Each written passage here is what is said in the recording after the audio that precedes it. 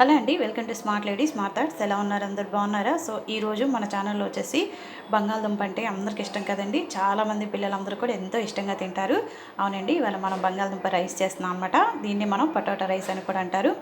So దీనికి కావాల్సిన ingredients ఒకసారి వాచ్ చేసేయండి. ఆనియన్స్ని చిన్న చిన్న పీసెస్ చేసేయండి. అలానే 2 బంగాళదుంపలు మీడియం సైజ్గా కట్ చేసుకోండి.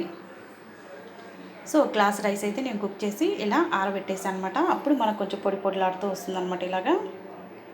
అలానే దీనికి కావాల్సినటువంటి ఇంగ్రీడియంట్స్ ఓకేనా. చాలా స్పైసీగా ఉంటుందండి పొటాటో రైస్. సో మీరు కూడా ట్రై చేయండి, పిల్లలు చాలా ఇష్టంగా తింటారు. ముందుగా మనం స్టవ్ ఆన్ చేసి ఇలాంటి వడలపాటి ఒక ప్యాన్ పెట్టేసుకోండి. మనం ఫ్రై చేస్తున్నాం అనమాట. అవన్నీ ఫ్రైకి ఎంత అయితే ఆయిల్ కావాలో అంత ఆయిల్ వేసేసుకోండి.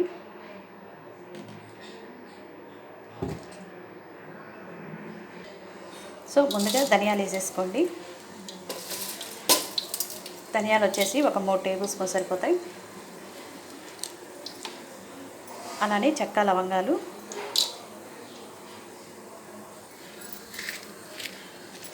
ఒక 3 ఎండుమిర్చి, ఒక 2 టేబుల్ స్పూన్స్ పచ్చిశనగపప్పు. వీటన్నిటిని కొంచెం దూరగా ఫ్రై చేసేయండి.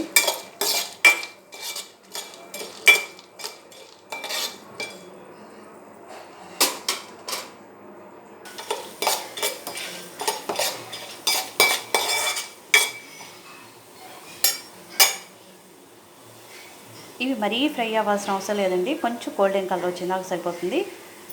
సిమ్లో పెట్టేసి మీరు ఫ్రై చేయండి. కానీ మంచి అరోమా వస్తుందండి. అంటే మనం లవంగాలు కానివ్వండి, దాల్చిన చెక్క కానివ్వండి, ధనియాలు కానీ ఇవన్నీ ఫ్రై అవుతున్నప్పుడు మంచి అరోమా వస్తుంది. చాలా బాగుంటుంది, చాలా టేస్టీగా కూడా ఉంటుందన్నమాట. ఇప్పుడు స్టవ్ ఆఫ్ చేసుకోండి. సో ఇవి ఒక 10 మినిట్స్ ఆరనివ్వాలి. అన్నాక మనం మిక్సీ వేసేద్దాం. ఈలోపు ఒక వెడల్పాటి ప్యాన్ పెట్టేసుకొని మళ్ళీ ఈ ఆలు అలానే ఆనియన్స్ వేయించాలి కదండి, ఫ్రై చేయించాలి కదా. దానికి ఎంత అయితే ఆయిల్ సరిపోతుందో అంత ఆయిల్ వేసేసుకోండి.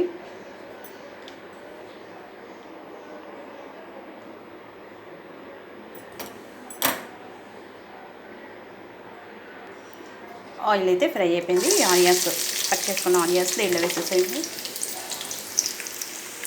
ఆనియన్స్ పచ్చి వాసన పోయిందాక ఇవి ఫ్రై చేయండి. ఆ వాసన పోయిన తర్వాత మనం ఆలు కట్ చేసుకున్నాం కదా, ఆలు వేసేద్దాం.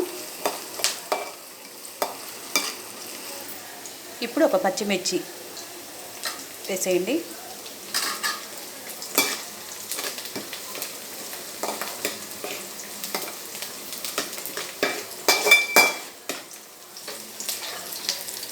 ఆనియన్స్ ఫ్రై అయిన తర్వాత ముందుగానే కట్ చేసి పెట్టుకున్న ఈ ఆలు ముక్కలు వేసేసేయండి దీనిలో.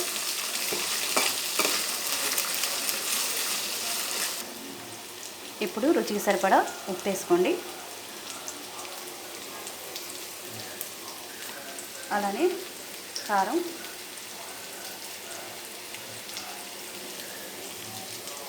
ఆల్రెడీ మనం అవి ఫ్రై చేసేటప్పుడు వేసా కదండి, కొంచెం స్పైసీగా ఉంటాయి కదా, దాన్ని చూసి వేసుకోండి మీరు కారం అనేది. ఉప్పు కారం అనేది మీ ఆప్షన్ అనమాట. అది ఒక టేబుల్ స్పూన్ గరం మసాలా, ఒక టేబుల్ స్పూన్ ధనియా పౌడర్. ఈ 2 వేసినాక ఒకసారి ఇలా అనేసేయండి, ఎందుకంటే అవి అంతా కూడా ఈ ముక్కలకు పట్టాలన్నమాట మనకి. సో వీటిని ఇట్లా వదిలేద్దాం ఒక 5 మినిట్స్.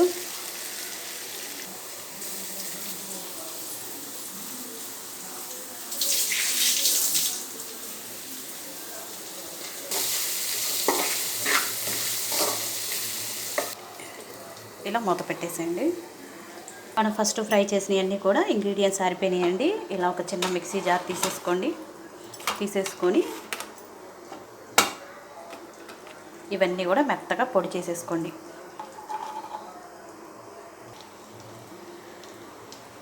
ఇప్పుడు మిక్సీ వేసేద్దాం. సో చూసారు కదా, ఇలా పౌడర్ లాగా వచ్చిందనమాట. సో ఈ పౌడర్ని దీనిలో వేసేసేయండి.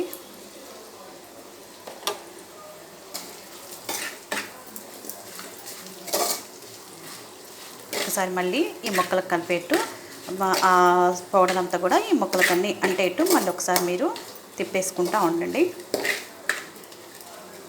ఎంతంటే ఇంకో 2 మినిట్స్లో మనకి పొటాటో రైస్ రెడీ అయిపోతుంది.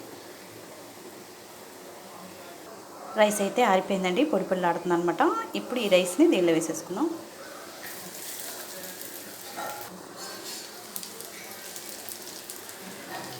ఇలా వేసిన తర్వాత రైసు అంతా కూడా ఒకసారి తిప్పేద్దామండి.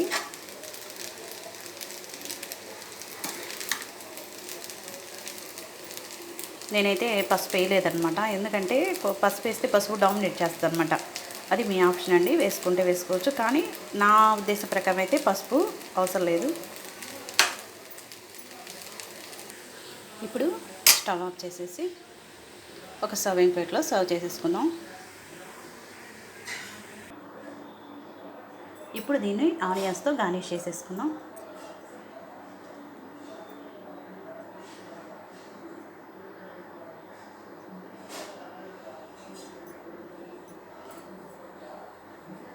Aloo rice, potato rice ready అయిపోయిందండి. చాలా చాలా బాగుంటుంది.